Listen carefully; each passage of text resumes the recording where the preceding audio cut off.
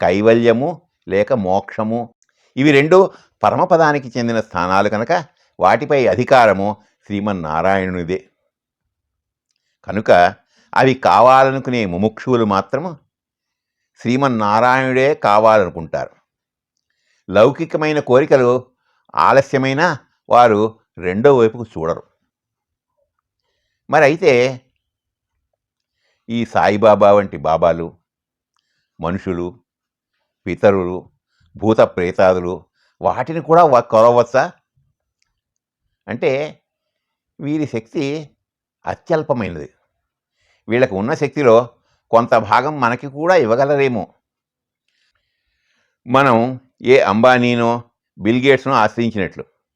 కానీ నా ఉద్దేశంలో ఈ అర్చనలు మాత్రం మానవ జీవితంలో ఉన్న సమయాన్ని పూర్తిగా వృధా చేసుకోవడం లాంటిదే.